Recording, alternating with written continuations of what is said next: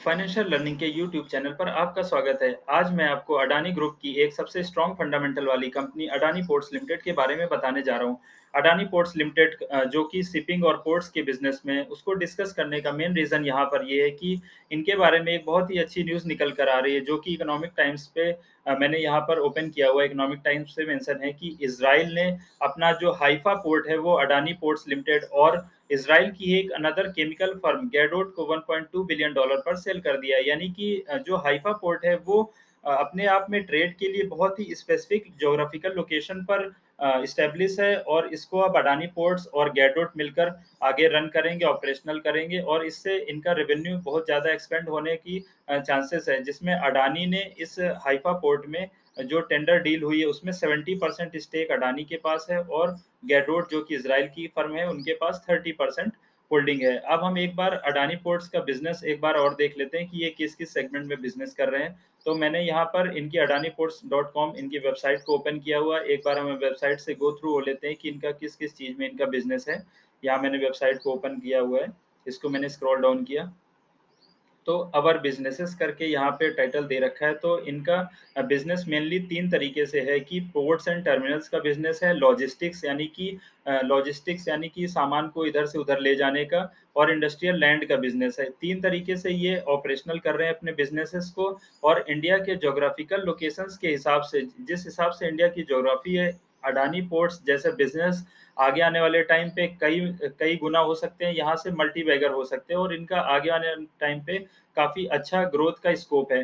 तो geography location के हिसाब से जैसे इनका गुजरात पे टूना टर्मिनल है, गुजरात में ही हजीरा पोर्ट है, महाराष्ट्र में दीघी पोर्ट है, मुर्मुगांव टर्मिनल गोवा में है, विजिंगम पोर्ट केरला में है, तमिलनाडु में इनके 3 पोर्ट्स दे रखे हैं, आंध्र प्रदेश में भी इनका 2 पोर्ट्स हैं और ओडिशा में भी धामरा पोर्ट है। यानी कि इस तरह से कुल मिला के इनके 13 पोर्ट्स हैं, 15,000 हेक्टेयर का इनका इंडस्ट्रियल लैंड है, 4 लाख स्क्वायर फीट का इनका जो वेयर हाउसिंग है, जहाँ पर ये सामान को स्टोर करते हैं और कुछ समय बाद इसको फिर से लॉजिस्टिक्स के थ्रू एक कंट्री से दूसरे कंट्री के लिए ले जाते हैं। 3 इनका लॉजिस्टिक पार्ट्स जो इनकी वेबसाइट पे मेंशन हो दे रखे हैं। अब हम एक बार इनका latest news and update section है उसको एक बार देख लेते हैं। यहाँ पे भी इन्होंने मेंशन किया कि अडानी और गैडोट ने टेंडर विन किया है प्राइवेटाइज़ करने के लिए इज़राइल के हाइफा पोर्ट को। दूसरी न्यूज़ जो यहाँ पर शो की है कि अडानी पोर्ट्स ने 1000 million metric ton cargo just 99 days में हैंडल किया है। यानी कि अपने आप में इनके बिज़नेस को ग्रोइंग जो है उसके बारे में दिखाता है। और फिस्कल 22 में इनका जो कार्गो वॉल्यूम्स है 26% leading to record revenue and EBITDA show किया हुआ है।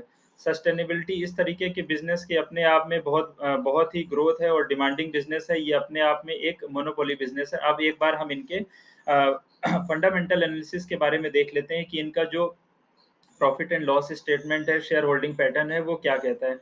तो यहाँ पे अडानी पोर्ट्स लिमिटेड मैंने ओपन किया हुआ है। इनका मार्केट कैप 1,54,000 करोड़ का है, यानी कि ये लार्ज कैप कंपनी है। करंट प्राइस 731 रुपए पे चल रहा है, जो कि अपने 52 वीक हाई से लगभग 20% के डिस्काउंट पे अवेलेबल है। और इसका स्टॉक पी 30 के स्टॉक पे पी पे प्राइस पे ट्रेड कर रहा है। यानी कि ये अडानी ग्रुप की सबसे सस्ते वैल्यूएशन वाली कंपनी अवेलेबल है, जो कि अभी अपने फंडामेंटल के हिसाब से बहुत ही स्ट्रांग है और जिसमें आगे आने वाले टाइम पे बहुत ह्यूज ग्रोथ पोटेंशियल है। यानी कि यहाँ से इसका शेयर प्राइस भी बहुत ऊपर जा सकता है। तो जब मैं ऐसी बात कर रहा हूँ तो मेरा यहाँ किसी भी तरीके से बाय और सेल का कोई रिकमेंडेशन नहीं है। मैं सिर्फ ये सिखाने के पर्पज से आपको ये वीडियो बता रहा हूँ।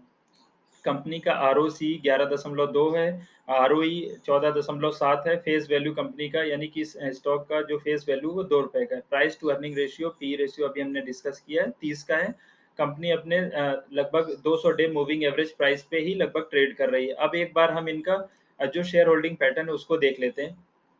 तो प्रमोटर्स की होल्डिंग जो जून 2019 में 62% थी, अभी बढ़कर मार्च 2022 में 65.55% हो गई। यानी कि प्रमोटर्स ने अपनी होल्डिंग को 3% के आसपास से बढ़ाया हुआ है। एफआईआईज फॉरेन इंस्टीट्यूशनल इन्वेस्टर जो कि जून 2019 में 21% थे, अभी मार्च 2022 में इनकी होल्डिंग 14.26 है, यानी कि फॉरेन इंस्टीट्यूशनल इन्वेस्टर्स ने अपनी होल्डिंग को घटाया हुआ है थोड़ा-सा। डीआईआईज़ की होल्डिंग जो कि 12% थी, अभी बढ़कर 15% हो गई है। यानी कि डीआईआईज़ ने अपनी होल्डिंग को थोड़ा-सा इंक्रीज़ किया है। रिटेल पब्लिक के पास पहले जो 2019 में जो 3.5% की होल्डिंग थी, अभी लगभग 4.84% की, यानी कि एक डिसेंट शेयर होल्डिंग पैटर्न वाली कंपनी है।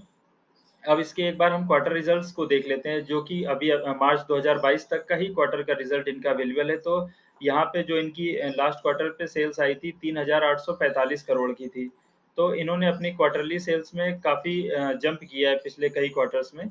अगर हम एक बार इनका नेट प्रॉफिट को देख लें, तो लगभग ये 1000 करोड़ के आसपास का इनका नेट प्रॉफिट हर क्वार्टर पे इन्होंने लगभग हर क्वार्टर पे निकाल के दिया हुआ है। एक बार हम इनका yearly profit and loss statement देख लें, मार्च 2011 में कंपनी की सेल्स 2000 करोड़ की थी, जो मार्च 2022 में बढ़ के 15,000 करोड़ की हो गई, यानी कि कंपनी ने अपने रेवेन्यू में लगभग 8 टाइम्स का जंप किया है। नेट प्रॉफिट जो मार्च 2011 पे 918 करोड़ का था और अभी मार्च 2022 में कंपनी का नेट प्रॉफिट 4728 करोड़ का है, यानी कि कंपनी ने अपने नेट प्रॉफिट में लगभग 4 से 5 टाइम्स का जंप किया है, 5 टाइम्स का अप्रॉक्स जंप यहाँ पे है। एक बार हम इनके रिजर्व्स को देख लें, मार्च 2011 में कंपनी का रिजर्व 3786 करोड़ का था, जो बढ़कर मार्च 2022 में 37,661 करोड़ का, यानी कि कंपनी का जो अपना खुद का पैसा है, वो पिछले 10 सालों में 10 टाइम्स यानी 10 गुना हुआ है। अब हम एक बार जो इनका सीडब्ल्यूआईपी यानी कि कैपिटल वर्क इन प्रोग्रेस जो दे रखा है 3,986 करोड़ का, यानी कि ये अपने जो इनका अंडर जो वर्क जो इनका अंडर कंस्ट्रक्शन पे है उसमें काफ़ी ह्यूज अमाउंट इन्होंने इन्वेस्ट किया हुआ है। जो इनकी बोरोइंग है, बोरोइंग भी स्लाइटली थोड़ा-सा बढ़ी हुई है, चूँकि ये पोर्ट्स और लॉजिस्टिक का बिज़नेस ऐसा बिज़नेस है जिसमें आपको बोरो करके अपने लैंड कैपेसिटी को, अपने कंटेनर्स को, अपने अपने जो टर्मिनल्स हैं उनको एक्सपेंड करना होता है। तो इसमें एक इंफ्रास्ट्रक्चर की रिक्वायरमेंट होती है, तो इस तरीके के बिज़नेस में बोरोइंग्स होना बहुत ही आम बात है और चूँकि ये एक अपने आप में मोनोपोली कंपनी है इंडिया में, तो इस तरीके की कंपनी का आगे ग्रो होना अपने आप में इंडिया की इकोनॉमी के लिए भी बहुत अच्छा है। अब हम एक बार इनके टेक्निकल चार्ट पैटर्न पर देख लेते हैं कि टेक्निकल चार्ट पैटर्न क्या कहता है। तो यहाँ पे मैंने अडानी पोर्ट्स लिमिटेड का जो चार्ट पैटर्न है उसको ओपन किया हुआ है।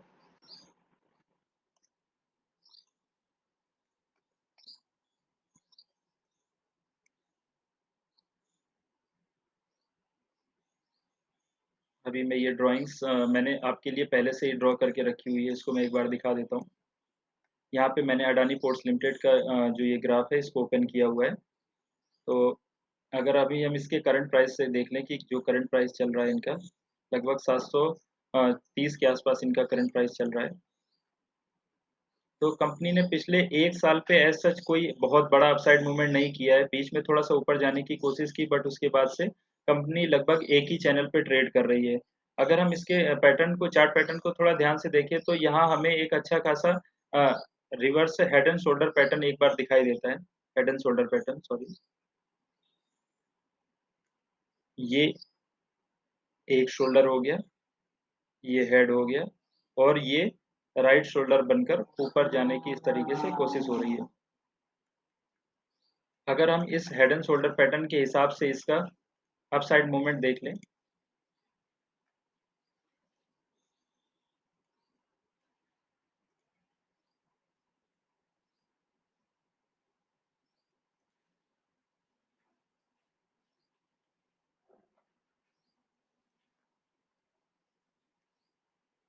तो यहाँ इनका टारगेट निकल कर आ रहा है ₹1108 का, जो कि अगर अभी हम करंट प्राइस से इसके टारगेट को अगर मेंशन करें कि कितने परसेंट अपसाइड पोटेंशियल अवेलेबल है,